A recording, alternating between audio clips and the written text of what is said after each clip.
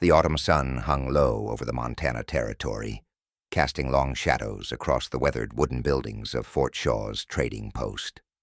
It was October 1869, and the air carried the first bite of approaching winter. Inside the trading post, 3 Lakota women stood near shelves stacked with flour sacks, wool blankets, and metal cooking pots, items they desperately needed for their families as cold weather approached. 23-year-old Winona clutched a list her grandmother had carefully prepared, written in careful drawings since she couldn't read English. Beside her stood Maka, a 19-year-old newly married woman shopping for her first winter as a wife, and Chumani, a strong-willed 28-year-old mother of 3 who served as an informal leader among the women. They had traveled 2 days from their encampment to reach this trading post, one of the few places where Lakota people could still trade legally without military interference. The post sat at the intersection of 2 worlds, the rapidly disappearing traditional territories of the Plains tribes and the expanding American frontier that pressed ever closer. What these women didn't know was that their understanding of who Americans were, what they looked like, and what they represented was about to be shattered completely in the next few minutes. Hey, before we dive deeper into this incredible moment in history, if you're finding this fascinating, please hit that subscribe button. It really helps us continue uncovering these forgotten stories. The year 1869 represented a pivotal moment in the history of the American West. The Transcontinental Railroad had been completed just months earlier in May, fundamentally altering the landscape of westward expansion for the indigenous peoples of the Great Plains. This meant accelerated pressure on their traditional lands, increased military presence, and the beginning of what would become a systematic campaign to confine them to reservations. Fort Shaw had been established in 1867 in the Sun River Valley of Montana Territory. Unlike many frontier forts that existed primarily as military installations, Fort Shaw included a substantial trading post that served as a critical economic hub for both settlers and native peoples. The post operated under federal license, theoretically neutral ground where business could be conducted under the watchful eye of military authority.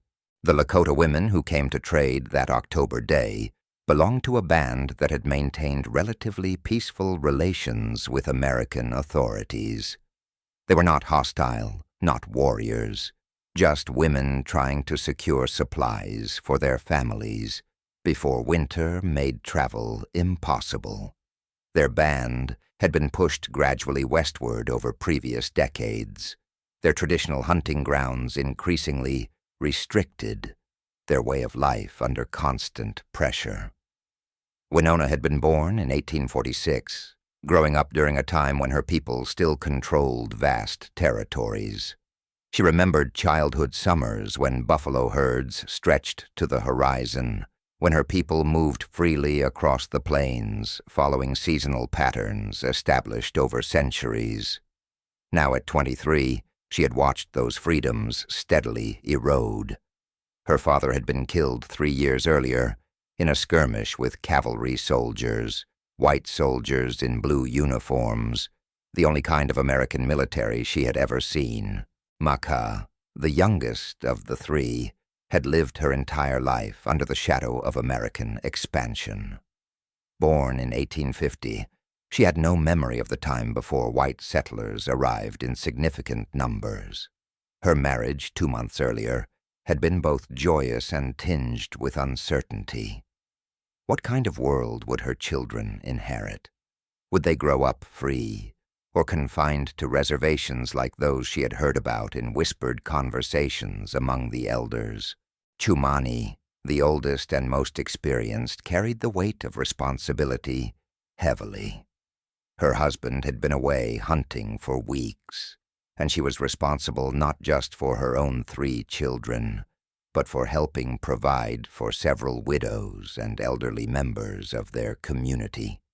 The items on her list, flour, sugar, coffee, metal tools, represented necessities that her people could no longer produce or obtain through traditional means.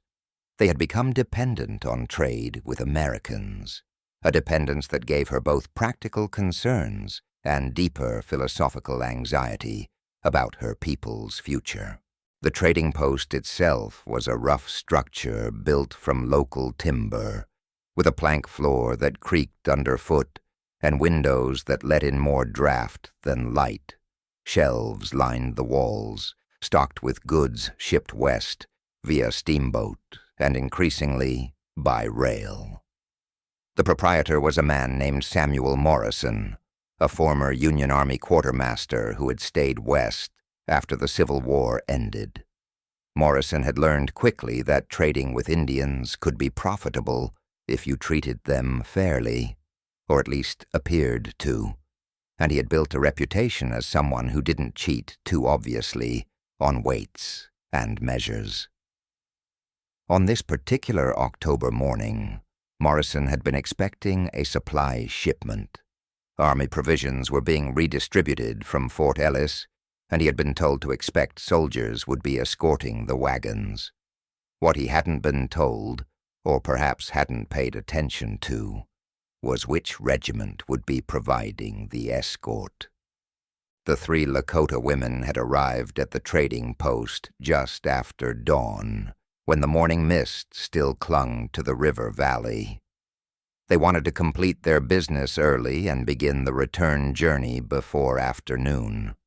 Morrison greeted them with professional courtesy. They were paying customers, after all, and began pulling items from his shelves as Winona pointed to things on her list. The women spoke limited English. Morrison spoke no Lakota.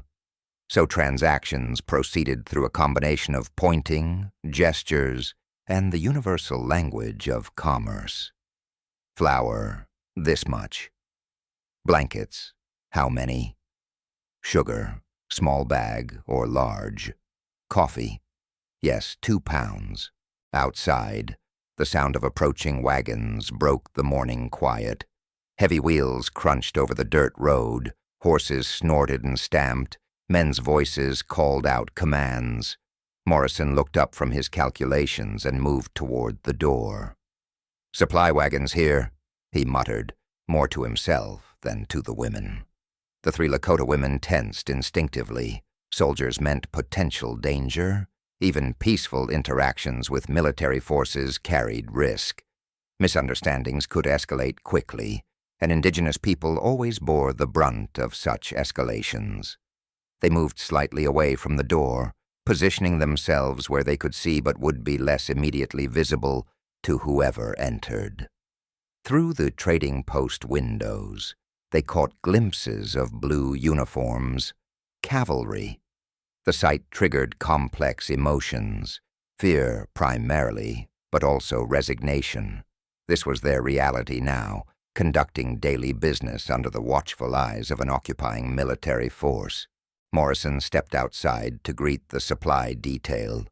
The women could hear his voice through the open door, hearty and welcoming.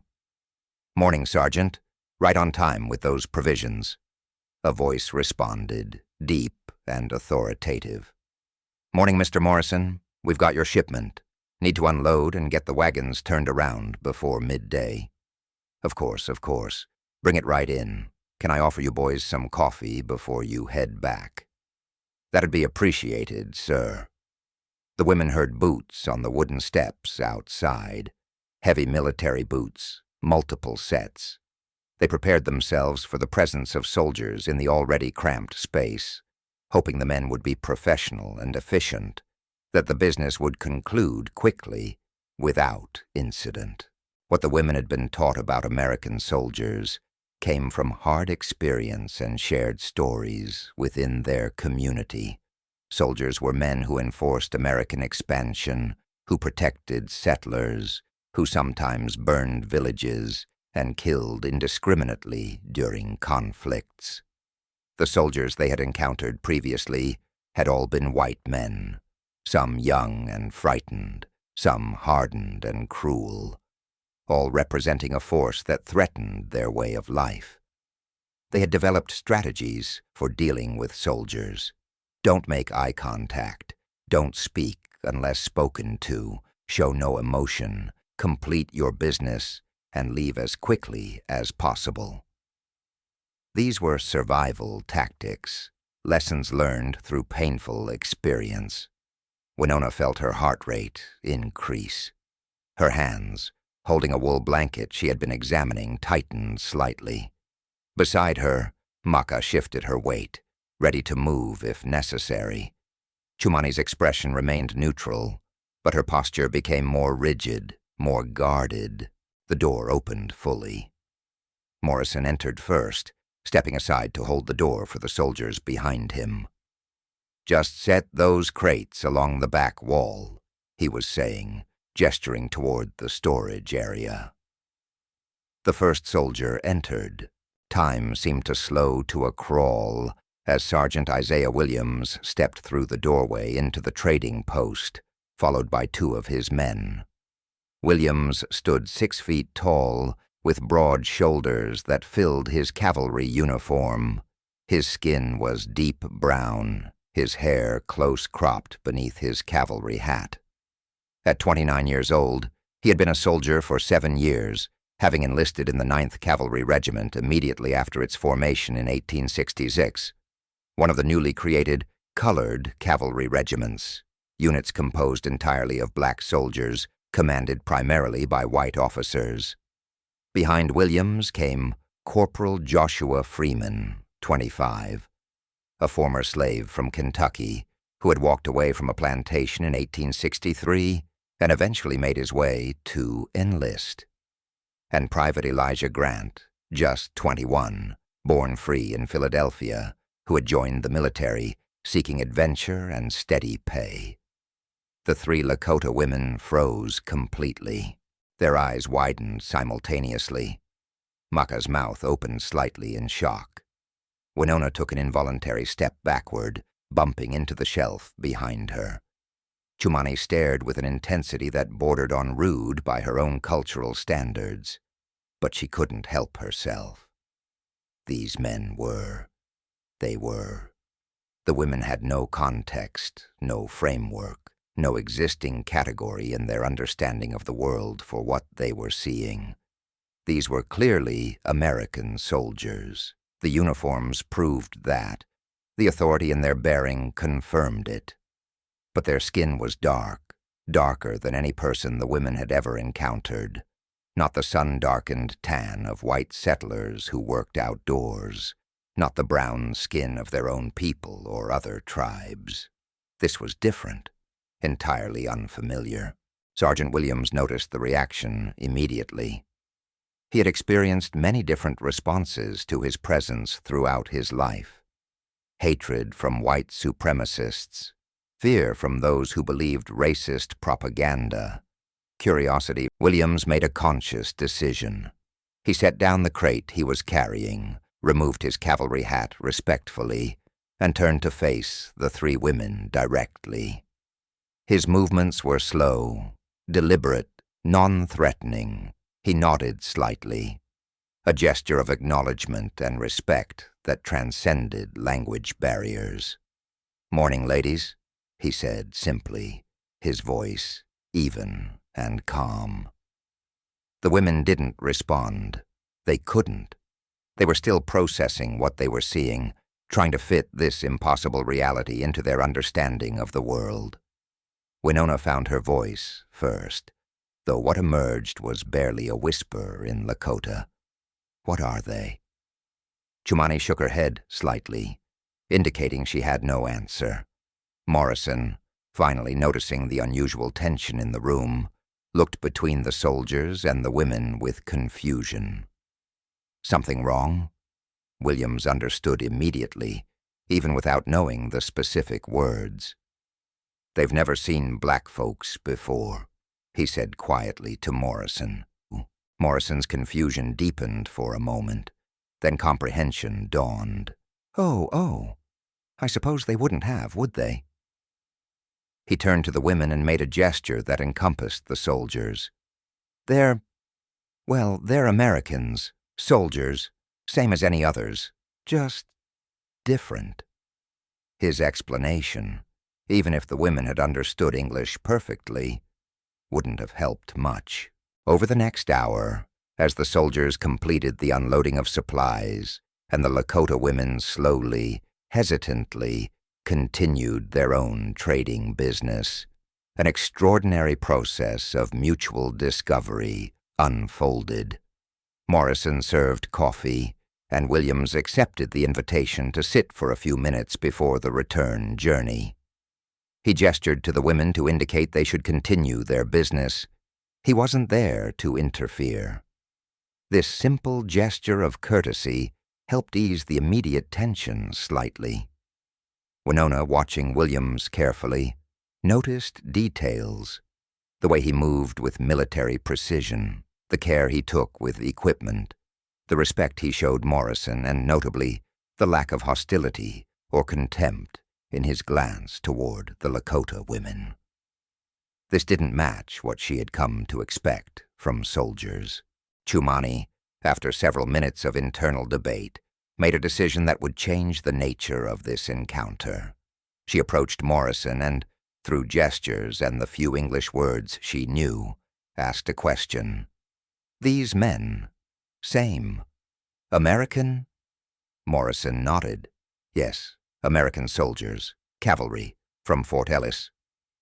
Chumani pointed at Williams, then at herself, touching her own skin, then making a questioning gesture. Morrison struggled to explain. Williams, recognizing what she was asking, stood and approached slowly. He held out his hand, palm up, in a gesture of openness. "Different people," he said, slowly, clearly. "From Africa. Long ago." He made a gesture suggesting distance, time. "Brought here, made slaves." The word slave meant nothing to the women. It wasn't a concept that existed in their language or culture in the same form. But the gesture of chains, which Williams mimed carefully, they understood. Captivity, bondage, force. Chumani's expression shifted. Understanding dawned. Not complete understanding, but the beginning of recognition. These men were like her people in some fundamental way. Oppressed, their freedom constrained, fighting for survival in a world that didn't fully accept them. She spoke rapidly in Lakota to the other women, explaining what she had understood. Winona and Maka listened with growing comprehension, their fear gradually being replaced by curiosity and something more complex. Recognition of shared experience, perhaps, or at least shared marginalization. What followed was an improvised exchange that transcended language barriers. Williams, Freeman, and Grant told their story through gestures, simple words, and Morrison's occasional attempts at translation. They explained about slavery, about the Civil War that had ended it, about the complicated reality of being black soldiers serving in a country that still denied them basic rights. The Lakota women, in turn, shared fragments of their own story: the steady loss of land, the pressure to accept reservation life, the recent death of Winona's father at the hands of cavalry soldiers, white cavalry soldiers, she emphasized through gestures, not like these men. Sergeant Williams absorbed this information solemnly. He understood immediately the bitter irony, that he was part of a military force that oppressed these women's people, even as his own people faced oppression back home. The 9th Cavalry had been sent west specifically to fight Indian wars, to protect settlers, to enforce American expansion. He was complicit in the destruction of these women's way of life, even as he himself fought for respect and equality. The weight of this realization showed on his face. Chumani, watching him carefully, recognized the conflict she saw there. She spoke again, this time her tone gentle, almost sympathetic. Morrison attempted to translate her meaning. She says, she understands you don't choose your battles, that soldiers must follow orders. She says her husband is a warrior too, and he understands duty. Williams nodded slowly, grateful for the understanding, even as it made him feel the contradiction more sharply. Private Grant, the youngest of the Buffalo soldiers, reached into his pack and pulled out something wrapped in cloth. He unfolded it carefully to reveal a small tin daguerreotype, a photograph of his mother, taken in Philadelphia before he had enlisted. He showed it to the women, pointing at the image and then at himself. "Mother," he said simply. The women leaned in to look, fascinated by the technology as much as the image. They had seen photographs before. Morrison had some on his walls. But this was different. This was personal, offered as a gesture of trust and humanity. Maka, the youngest of the Lakota women, shyly reached into her own bundle and pulled out a small beaded pouch, intricately decorated with geometric patterns in red, white, and blue beads. She had made it herself, a piece she was particularly proud of. She held it out to Grant, not to give, but to show, to share something of her own culture and skill. Grant examined the beadwork with genuine admiration, carefully tracing the patterns with his finger without touching too firmly. "Beautiful," he said sincerely. "Real beautiful work." Maka understood the tone, if not all the words. She smiled, the first genuine smile any of the women had shown since the soldiers arrived. Eventually, business concluded. The supply wagons were unloaded, the Lakota women had secured their needed goods, and the time had come for both groups to continue their respective journeys. As Williams and his men prepared to depart, Chumani did something that surprised everyone, including herself. She approached Williams directly and extended her hand in the white manner of greeting she had observed traders use. Williams took her hand gently, shaking it once, firmly. "Safe journey," she said in careful, halting English, perhaps the most important words she had learned. "You too, ma'am," Williams replied. "You too." The three soldiers mounted their horses and prepared to ride out. Before they left, Williams turned back one final time. He touched his hat brim in a gesture of respect directed at all three women, a silent acknowledgement of what had passed between them. The women stood in the doorway of the trading post, watching the cavalry detail disappear down the dusty road, the blue uniforms gradually fading into the distance until they were gone completely. For several minutes, none of them spoke. They simply stood there, processing what had just happened. Finally, Winona broke the silence. "We have to tell the others about this." Chumani nodded slowly. "Yes, but how do we explain what we saw? How do we describe these men?" "We tell the truth," Maka said quietly. "We tell them that the Americans are not all the same, that some of them understand what it means to be pushed aside, to be treated as less than human. We tell them that even enemies can recognize each other's humanity." They gathered their supplies and began the long journey home, each woman carrying not just provisions for winter, but a story that would challenge assumptions and expand understanding within their community. This encounter in a Montana trading post in 1869 represented something rare in the history of the American West, a moment of genuine mutual recognition between two marginalized groups, both caught in the machinery of American expansion, both struggling to maintain dignity and humanity in the face of systematic oppression. The three Lakota women returned to their camp with a story that confused and fascinated their people. Black Americans, who had been slaves, who were now soldiers. The concept challenged everything they thought they knew about who Americans were. Sergeant Williams and his men returned to Fort Ellis, carrying their own complicated feelings about the encounter. They had seen in those women's eyes something they rarely saw from white Americans. Recognition not of their race first, but of their humanity. Neither group would forget that October morning.